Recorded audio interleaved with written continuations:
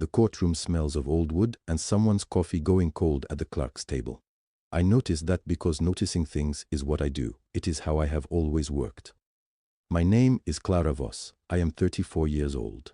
For 6 years, I was the personal laundress to Randall Harrington III, which means I was the woman who decided every single morning how he would meet the world. The temperature of the iron, the weight of the starch, the precise amount of cedar in the drawer where his shirts lived overnight. When you handle everything a man wears against his skin, you learn him in a way that has no polite word for it. You learn the breadth of his shoulders when he is proud and the slight forward curl when the pain is bad. You learn which cuffs he worries with his fingers in a difficult meeting. That is the kind of knowledge I carried for 6 years. I want the jury to understand that before we go any further, because it matters to everything I'm about to tell you. Randall Harrington III was paralyzed from the waist down in 2019 after a riding accident on his Texas ranch outside Marfa. The tabloids called him tragic. His staff, and I include myself in that word, without apology, called him impossible. Both were true. He was a man who had been built for physical authority, tall and broad in the way that makes rooms rearrange themselves, and the accident had taken all of that and left him with his hands, his voice, and the particular ferocity of someone who refuses to grieve in front of witnesses. Every morning he inspected his pocket square. That is not a metaphor. He held it up to the window light and examined the fold the way a general reviews a map before battle, looking for the one flaw that would tell him something had slipped beyond his control. In 6 years, I never gave him a reason to find one. But I remember something else. It was a morning at the Texas ranch, maybe a year into my employment. He had wheeled himself to the paddock fence before I could stop him. The ground was uneven, and I followed at the distance that says I am not hovering, but I am present. He sat there watching the horses for a long time. Then, without turning to look at me, he said, "Clara, do you think they miss me?" "The horses?" I thought before I answered, because he could always tell when you didn't. "I think they remember the weight of you," I said. "Animals don't forget weight." He didn't respond, but his hand uncurled on the wheel of the chair, and that, for Randall Harrington, was the closest thing to thank you. I am telling the jury this because I need you to understand what he was to me before that train. He was not a villain in those years. He was a broken man trying to hold himself together with pocket squares and cedar and the daily discipline of a perfectly pressed shirt. And I want to be honest about this, under oath in this room. I loved him, or something that lived close enough to love that I cannot find a cleaner word for it. He proposed in September in his Manhattan penthouse. No ring, no witnesses, just his hand over mine on the desk and the words, "I want you to stay." And I said yes. I told no one. I went back to the linen room and I pressed his shirts for the following week, and I felt, for the first time in years, like the ground under me was solid. I want you to understand what I was before that train, so you understand what I chose to become after it. The Sunset Limited departs Los Angeles in the evening. By midnight, the private car smells of warm cotton and machine oil, and the particular darkness that only exists between states. I had been awake since 4 in the morning. The basket of fresh linen was still warm in my lap when I fell asleep in the anteroom chair behind the velvet partition that separated the sleeping area from the forward cabin. I did not know then what Derek Paulson would later tell this court he had seen, that Randall Harrington, who had not smiled in 3 years, looked at me sleeping and smiled. What I knew was what I heard 40 minutes later. 2 voices. His low murmur, and a woman's laugh that I recognized immediately, the way you recognize a sound you've been vaguely afraid of without knowing why. I kept my eyes closed. I kept my breathing slow. I have ironed in a room where a light sleeping man rested, and you learn to be still, the way furniture is still, and then I heard him say it, clear as a train whistle, splitting open the dark. "She's just the laundress. She doesn't understand anything beyond starch and steam." I did not move. The linen had gone cool in my lap. The message that changed everything wasn't a text. It was a sentence I was never supposed to hear, and I heard it because he thought I was asleep. Before I tell you what I heard on that train, I need you to understand what 6 years looks like from the inside. 6 years is not a long friendship. It is not a short marriage. It is something else entirely. A life lived inside someone else's rhythms, learning the particular geography of another person's needs until you stop noticing that you know them.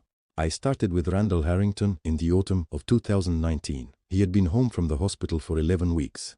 He was 51 then, and the accident had taken everything from him below the waist, and he was furious about it in the particular way that powerful men are furious, quietly, and at whoever happened to be nearest. His previous laundress had quit after 3 weeks. I did not quit. Part of that was practical. The salary was 3 times what I had made at the hotel linen service in Houston. Part of it was something harder to name, the feeling that a job this difficult was, at least, never boring. The penthouse was on the Upper East Side, high enough that the park spread out below it like a rumpled green cloth in summer and a grey drawing in winter. The laundry room was off the service hall, past the kitchen, and it smelled of cedar blocks and the particular warmth of a dryer running in cold weather. I spent more hours in that room than I spent anywhere else on earth. I learned him the way you learn a difficult text, by repetition. I learned that he wore the pale blue Sea Island cotton shirts on days when he had bought calls, because they required concentration, and he felt, I think, that looking composed would help him perform composed. I learned that after a bad night, and he had many bad nights in those first years, he wanted the bedroom linen changed by 6 in the morning, pressed with a light spray of lavender water, nothing heavier. He never asked, he never explained. I simply learned to read the particular way he held his coffee cup when he hadn't slept, and the linen was changed before he noticed it needed changing. That is what I mean by intimacy. It has nothing to do with romance, or so I told myself for 6 years. The November journey on the Sunset Limited was a ritual as fixed as anything in Randall's calendar. Every year, he made the overnight trip from Los Angeles to New Orleans to visit his late mother's estate in the Garden District. To inspect it, he said, though I think the truth was simpler. He needed to go somewhere she had loved him, and trains were easier than airports for a man in a wheelchair. I traveled with him every year. The private car had a small anteroom with a chair and a narrow folding table where I could work if I needed to. In September of 2024, on a Tuesday evening, I was folding the last of his shirts at the penthouse window when he wheeled in from the study. The park was lit amber below us. He stopped his chair beside me, and for a moment neither of us said anything. Then he put his hand over mine on the folded shirt. He has large hands. I noticed that, absurdly, in that moment. He said, "I want you to stay." I said, "I'm not going anywhere." He said, "That's not what I mean, Clara." And it wasn't. I called Meg that same week from a diner in San Antonio where I was visiting her between Randall's Dallas trip and my flight back to New York. The diner smelled of coffee and fry oil and something sweet from the pie case near the counter. Meg is younger than me by 6 years, and she cries more easily than I do, which I have always considered one of her better qualities. She cried. "He proposed," she said, though it wasn't quite a question. "He said he wanted me to stay." Clara, that's a proposal. There was no ring. Oh, for heaven's sake. I did not tell anyone else. Not because I was ashamed. Because I had spent 6 years being careful not to misread Randall Harrington, and old habits are not broken in a single evening by a man's hand on yours and 4 words. In October, Sloane Whitfield began appearing more often at the penthouse. She was always professional, she was always precisely punctual, which is a way some people have of communicating ownership over another person's time. I noticed that she rescheduled Randall's calls to fit around her availability and not the other way around. I filed that away. I do not know why I filed it away instead of simply letting it go. On November 4th, I was up at 4 in the morning to press Randall's travel wardrobe for the Sunset Limited. 6 shirts, 4 pairs of trousers, the pocket squares he inspected each morning like a general reviewing his regiment, a stack of linen for the sleeping compartment. I loaded the basket, I boarded the private car, and I sat down in the anteroom chair with the warm linen across my lap. I have ironed through migraines. I have pressed linen with a fever of 101 degrees. I do not fall asleep on the job, but that night I did, and I have asked myself 1,000 times since whether some part of me needed to. The train moved the way the best lies do, smoothly, without a single jolt to wake you. I came back to consciousness the way you surface from deep water, slowly, by degrees. First the rhythm, that low rolling percussion of wheels on track. Then the window, black glass showing nothing but my own faint reflection. Then the weight across my lap, warm steel, the linen I'd loaded before dawn. I didn't move, I don't know why. Some reflex kept me still, the same reflex that keeps you quiet in a room where someone difficult sleeps lightly. And then I heard them. Randall's voice first. That low, deliberate murmur he used when he wanted to sound reasonable while being anything but.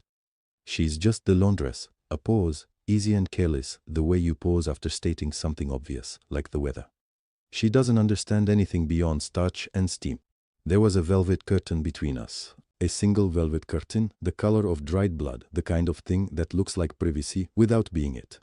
Sloane laughed. I recognized her laugh, polished, a little too musical, the laugh of a woman who has practiced sounding unbothered. Then Sloane said, "So she has no idea about the prenup revision?" I felt my breath go shallow. I kept it even.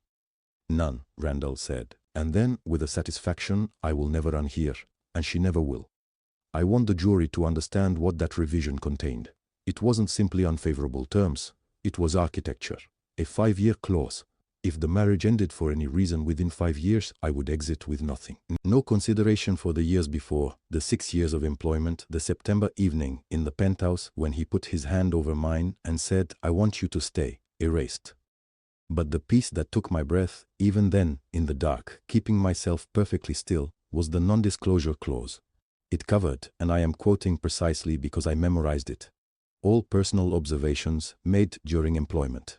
6 years of proximity, 6 years of watching how he treated the people below him and performed for the people above him. 6 years of what I knew, sealed, legally, before I ever said a word at an altar. He wasn't proposing a marriage, he was proposing a container. I sat with that for a long time after the voices went quiet. The train kept moving, the window stayed black, the linen cooled by degrees in my lap. At some point, I noticed my hands were shaking, not from anger. I want to be precise about this. Anger is hot and it announces itself. What I felt was cold, the specific cold of understanding that the warmth I had allowed myself to feel for 6 years had been, at least in part, a managed thing, a calculation made by a man who thought in terms of asset and liability, even when he was looking at a woman who loved him. I pressed my palms flat against the linen in the basket.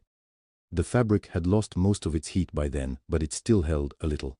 I pressed down and I held still until my hands stopped. Someone on the jury has asked, in the pre-trial deposition, why I didn't pull back that curtain then and there. Why I didn't stand up. I've been asked this many times. I'll tell you what I told them. I spent 6 years learning that a wrinkled shirt, pressed in anger, never lies flat. The heat has to be correct, the pressure has to be even. You cannot rush the work because you are upset with the fabric. If you do, you make it worse. You set the creases in wrong and they stay. I needed to be cold before I touched this. So I sat in that chair in the dark, with the cooled linen and the rhythm of the track beneath me, and I did not touch the curtain. I breathed. I let the calculation settle into something I could use. By the time the Sunset Limited pulled into New Orleans, day had broken gray and close over the river, and I knew exactly what I was going to do. I just needed 11 days. And one phone call to my sister. The New Orleans estate smelled of old wood and tuberose. The gardener kept the bushes trimmed close to the dining room windows, and in November they still held a sweetness that was almost too much. I noticed it every morning that first week, because I arrived in the laundry room before anyone else was awake. And when everything is quiet, you notice small things. I pressed Randall's shirts the same way I had always pressed them. Collar first, then the placket, then the body. The steam iron made its soft hiss, and I breathed with it. On the second morning, Sloane came down early for coffee and passed the laundry room doorway. She paused. I looked up. "Good morning," I said. "Morning," she said. She moved on. I set the iron back to the collar and kept going. That is how it was for 11 days. Perfectly ordinary. Perfectly unchanged. On the evening of November 5th, I walked 4 blocks from the estate to a payphone near the corner of Prytania and 2nd. The receiver smelled of cigarette smoke and hand lotion. Someone had used it recently. I dialed Meg's number from memory. She picked up on the second ring. "Clara?" "Yes." "You sound strange. What happened?" I told her. All of it. Hours. Ponikonjak tatibuzon I did mao. I did not echisovnimo kawetimuamonit. She went quiet in the way Meg goes, quack. Cause quiet, not empty, but full. Like she is loading something. "The prenup," she said finally. "He already had it changed. Before I ever signed it." Another silence. Then, "I have a regular at the counter. He's a retired paralegal. He knows someone." "I need an attorney," I said, "not connected to anything Harrington has touched." "Give me a day," she said. I gave her a day. She called back through the same payphone. I had left her the number 48 hours later with a name. Arthur Finch. Small firm near the French Quarter. She had gotten him from the paralegal, who had gotten him from a friend of a friend who had gone through a difficult divorce, and said Arthur Finch was the only person she trusted to listen without talking. His office was on the 2nd floor of a narrow building on Decatur Street. The stairs creaked on every step. Inside, the shelves were overfull, and a small oscillating fan moved warm air around without cooling anything.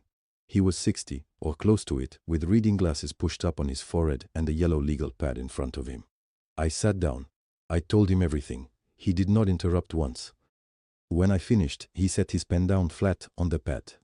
"The conflict of interest alone will end her career," he said. "The financial disclosures will do the rest." "Can you get the revised prenup?" I asked. Through a formal discovery request, yes. Sloane's office will release it. They won't flag it because they don't know you've retained counsel. They think you are the laundress. He said that last sentence without any particular emphasis. It was just a fact. I appreciated that. Over the following 9 days, Arthur Finch built the case piece by piece, and I supplied the mortar. The revised prenup arrived first. 23 pages, the changes buried in subsection language on page 17. Then came Sloane's billing records, which showed personal consultations with Randall stretching back 14 months before her official engagement as his legal consultant. She had been advising him on how to protect himself from me before I had any idea there was something to protect against. The financial disclosures were my contribution. 6 years of traveling with Randall Harrington means 6 years of watching money move, invoices signed in the back of cars, account numbers spoken aloud on phone calls while someone irons nearby and apparently does not exist. I had never written any of it down. But I remembered, and what I wrote down for Arthur Finch, he formatted into something Warren Okafor would understand. Derek Paulson came last. I found him in the estate's side courtyard on the evening of November 12th, smoking. I stood near the iron gate and said quietly, "You were in the private car on November 4th. When he looked at me, Derek turned. He looked at me for a long moment. "Yes," he said. "Will you tell me what you saw?" He dropped the cigarette and pressed it out with his shoe. "I've been waiting for someone to ask," he said. And then he told me everything. The smile, the stillness, the way Randall had looked at me sleeping like he was watching something he did not deserve and knew it. I thanked him. I did not tell him what I was planning. He did not ask. On the morning of November 15th, I pressed Randall's dinner jacket with particular care. I smoothed every seam. I adjusted the shoulder line until it was exact. I wanted him to look exactly right for what was about to happen. The Harrington estate dining room held 12 people and smelled of beeswax candles and something braised in red wine that had been cooking since early afternoon. The table was long enough that Randall, at the head, looked almost small against the dark mahogany. I was not a guest. I was the woman in the doorway with a stack of pressed linen napkins, which meant I was furniture. Furniture can move anywhere. I had the document folded inside the top napkin. Arthur had marked every altered clause in the margin with a fine red line, quiet, precise, the kind of notation that a judge would later call unusually clear. I had read those red lines so many times I could have recited them in the dark. The first course came out, a cold shrimp bisque, white against white bowls. The kitchen staff stepped back. That was my window.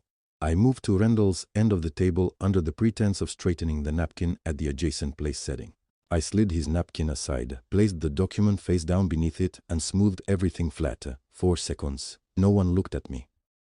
Sloane, 3 chairs down in a dress the color of deep water, was talking to the man on her left. Warren Okafor, directly across the table, was reading something on his phone under the tablecloth, the way people do when they think no one notices. I stepped back toward the wall. I watched Randall lift his napkin. He went still, the way a man goes still when something is wrong but he cannot yet calculate how wrong. He turned the document over slowly. He read the first red-marked line. I saw his jaw tighten. Then he looked up. Across that long room, across 12 people and 12 candle flames and the smell of warm bisque, he found my face. I held his gaze. 1 second, 2 seconds, 3. I walked to his end of the table. He said very quietly, quiet enough that only I could hear, "Clara, not here." I found a few corrections, I said. I set my hand on the document, not on his, on the document. I slid it 1 inch closer to him. That was all I needed to do. He looked down at it. When he looked back up, something in his face had shifted. Not guilt. Randall Harrington did not do guilt. It was closer to recognition, like a man who has miscounted his cards and only now sees the table. "Ikao, mitanizi isdoniye, Ikeo," he said. It wasn't a question. I didn't answer. Sloane had been watching us. I saw her register something in Randall's posture, the way his shoulders had dropped a 1/4 inch. She reached for her wineglass, and whether it was nerves or the angle of her elbow, I will never know, but the glass went sideways and emptied entirely into Warren Okafor's lap. Warren pushed back from the table. His chair legs scraped the hardwood. Someone said, "Oh God." 2 servers rushed forward.